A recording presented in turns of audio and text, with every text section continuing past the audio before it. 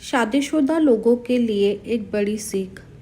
पति ने पत्नी को किसी बात पर 3 थप्पड़ जड़ दिए।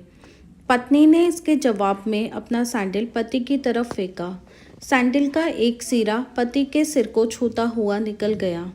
मामला रफा दफा हो भी जाता, लेकिन पति ने इसे अपनी तौहीन समझी।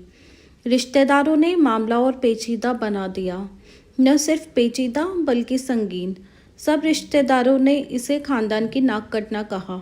यह भी कहा कि पति को सैंडल मारने वाली औरत न वफादार होती है न पतिव्रता। लड़के ने लड़की के बारे में और लड़की ने लड़के के बारे में कई असुविधाजनक बातें कही। मुकदमा दर्ज कराया गया। पति ने पत्नी की चरित्रहीनता का तो पत्नी ने दहेज उत्पीड़न का मामला दर्ज कराया। 6 साल तक शादीशुदा जीवन बिताने और एक बच्ची के माता पिता होने के बाद आज दोनों में तलाक हो गया। पति पत्नी के हाथ में तलाक के कागजों की प्रति थी। दोनों चुप थे, दोनों शांत, दोनों निर्विकार। मुकदमा 2 साल तक चला था। अंत में वही हुआ जो सब चाहते थे, यानी तलाक। यह महज इत्तेफाक ही था कि दोनों पक्षों के रिश्तेदार एक ही टी स्टॉल पर बैठे कोल्ड ड्रिंक्स लिया। यह भी महज इत्तेफाक ही था कि तलाकशुदा पति पत्नी एक ही मेज के आमने सामने जा बैठे। लकड़ी की बेंच और वो दोनों। कॉन्ग्रेचुलेशन, आप जो चाहते थे वही हुआ, स्त्री ने कहा। तुम्हें भी बधाई, तुमने भी तो तलाक देकर जीत हासिल की, पुरुष बोला। तलाक क्या जीत का प्रतीक होता है? स्त्री ने पूछा। तुम बताओ। पुरुष के पूछने पर स्त्री ने जवाब नहीं दिया। वो चुपचाप बैठी रही, फिर बोली, तुमने मुझे चरित्रहीन कहा था। अच्छा हुआ अब तुम्हारा चरित्रहीन स्त्री से पीछा छूटा। वो मेरी गलती थी, मुझे ऐसा नहीं करना चाहिए था, पुरुष बोला। मैंने बहुत मानसिक तनाव झेली है। स्त्री की आवाज़ सपाट थी, न दुख न गुस्सा। जानता हूँ, पुरुष इसी हथियार से स्त्री पर वार करता है जो स्त्री के मन और आत्मा को लहूलुहान कर देता है। तुम बहुत उज्जवल हो। मुझे तुम्हारे बारे में ऐसी गंदी बात नहीं करनी चाहिए थी। मुझे बेहद अफसोस है, पुरुष ने कहा। स्त्री चुप रही। उसने एक बार पुरुष को देखा। कुछ पल चुप रहने के बाद पुरुष ने गहरी सांस ली और कहा, तुमने भी तो मुझे दहेज का लोभी कहा था। गलत कहा था, पुरुष की ओर देखती हुई स्त्री बोली। कुछ देर चुप रही, फिर बोली, मैं कोई और आरोप लगाती, लेकिन मैं नहीं। प्लास्टिक के कप में चाय आ गई। स्त्री ने चाय उठाई। चाय जरा सी छलकी। गरम चाय स्त्री के हाथ पर गिरी। सी की आवाज़ निकली। पुरुष के गले में उसी क्षण ओह की आवाज़ निकली। स्त्री ने पुरुष को देखा। पुरुष स्त्री को देखे जा रहा था। तुम्हारा कमर दर्द कैसा है? ऐसा ही है, कभी वोवरॉन तो कभी कॉम्बीफ्लेम। स्त्री ने बात खत्म करनी चाहिए।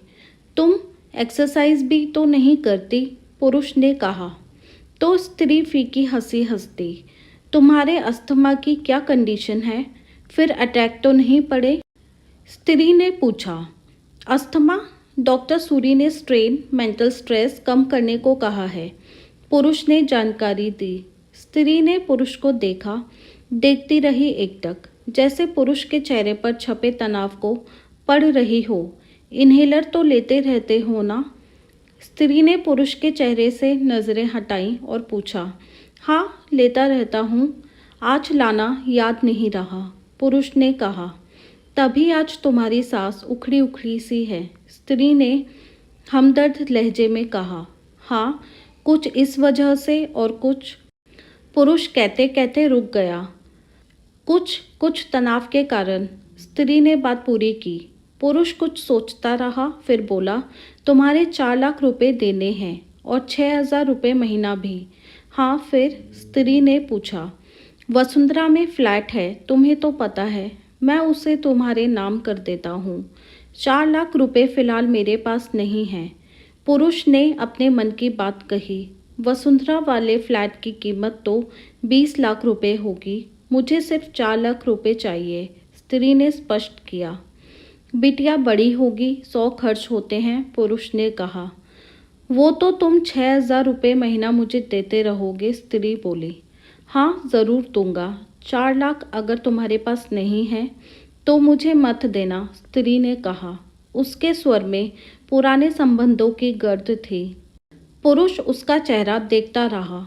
कितनी सहृदय और कितनी सुंदर लग रही थी सामने बैठी स्त्री, जो कभी उसकी पत्नी हुआ करती थी। स्त्री पुरुष को देख रही थी और सोच रही थी, कितना सरल स्वभाव का है यह पुरुष, जो कभी उसका पति हुआ करता था। कितना प्यार करता था उससे। एक बार हरिद्वार में जब वह गंगा में स्नान कर रही थी तो उसके हाथ से जंजीर छूट गई।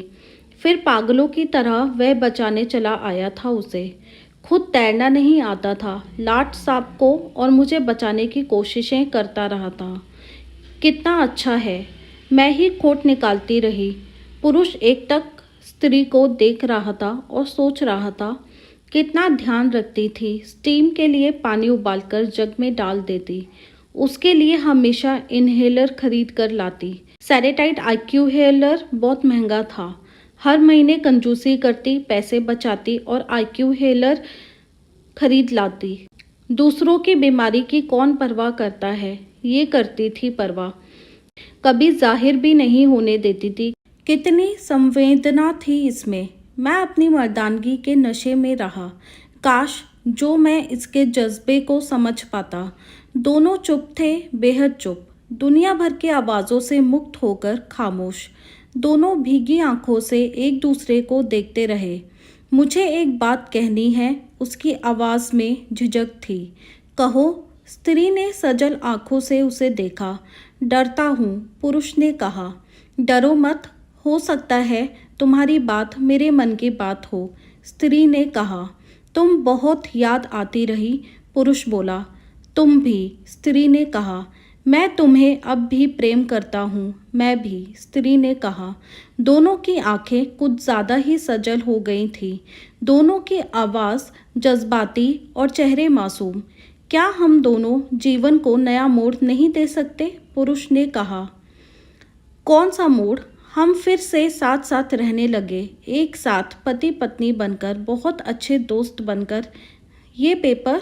स्त्री ने पूछा। फाड़ देते हैं, पुरुष ने कहा और अपने हाथ से तलाक के कागजात फाड़ दिए। फिर स्त्री ने भी वही किया।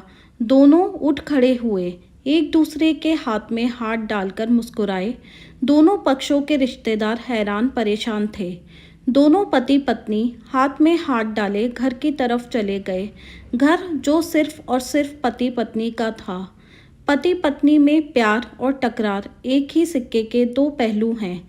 ज़रा सी बात पर कोई ऐसा फैसला ना लें कि आपको ज़िंदगी भर अफसोस हो।